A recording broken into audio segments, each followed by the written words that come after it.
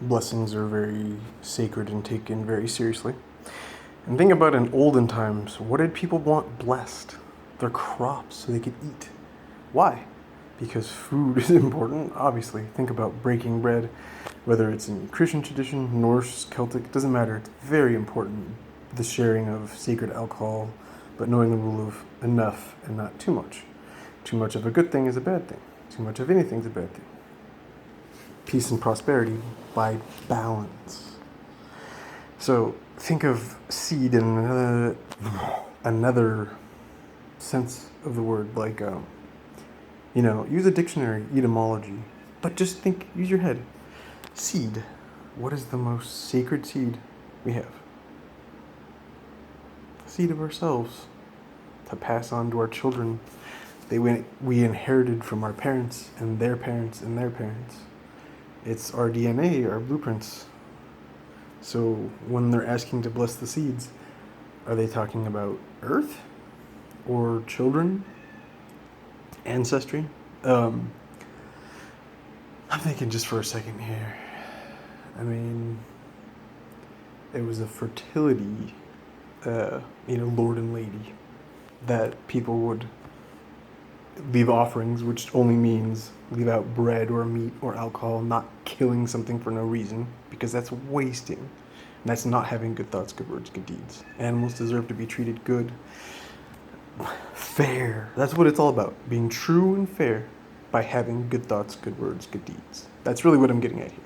Be true, be fair by good thoughts, good words, good deeds.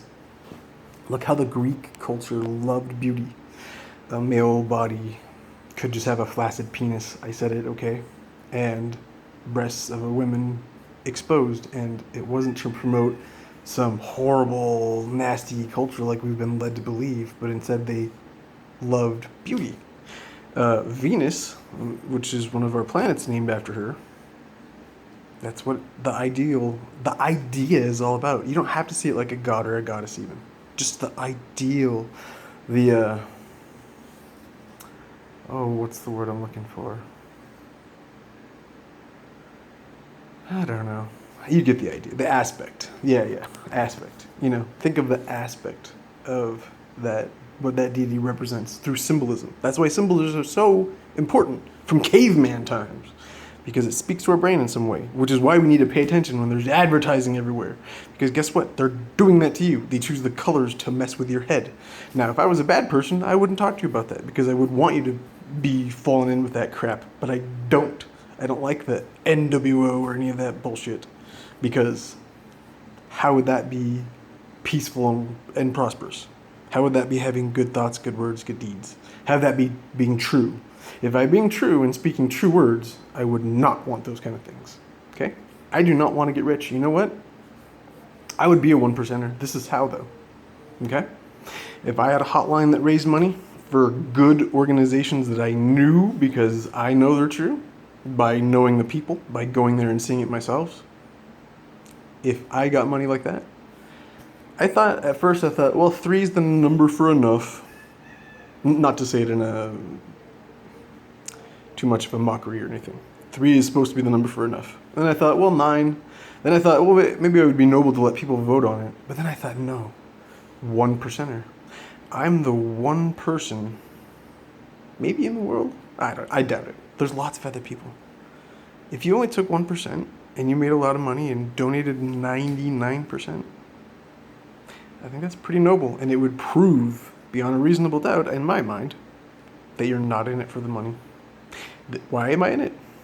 Love of beauty, appreciation of nature, proper proportions to bring balance, proper proportion to bring balance by knowing what is enough and too much, like William Blake said, Sir William Blake, a great poet, So if we all just knew we just need enough, not too much. Too much is a bad thing, because then other people suffer. That's why communism is bad, okay? Socialism could work if I was in charge. I promise. I would take 1%, I swear it. If any of my words have been true since I started making videos this day, I absolutely swear I would take 1% and donate to organizations that I knew were good.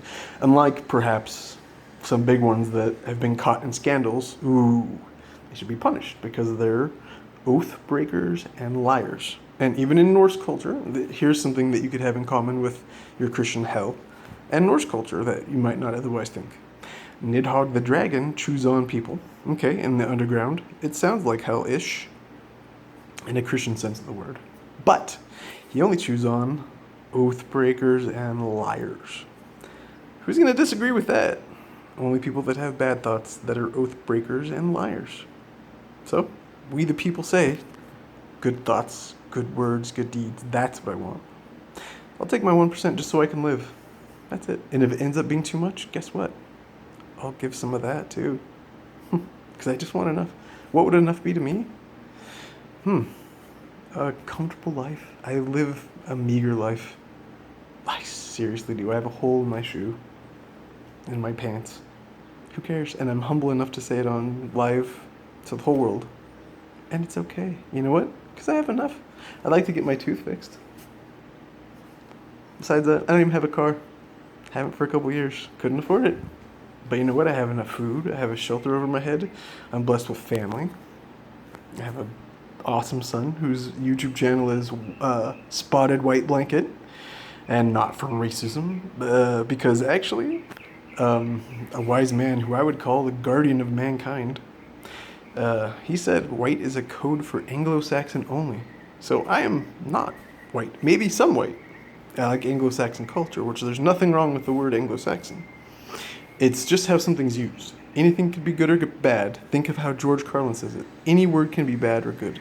It's the intention of the heart that matters. If you say it with hatred, then it's not a good word. And what have we been learning? Only good thoughts, good words, good deeds.